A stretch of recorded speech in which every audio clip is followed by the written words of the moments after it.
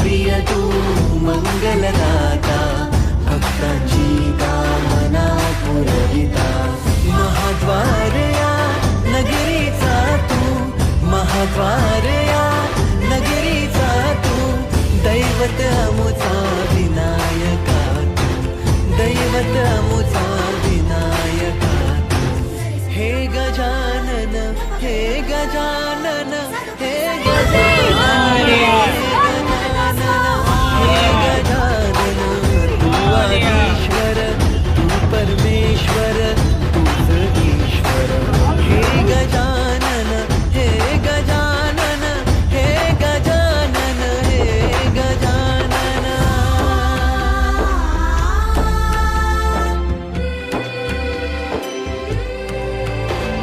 हे गजानन विनायक हे गजानन विनायक हे गजानन विनायक हे गजानन।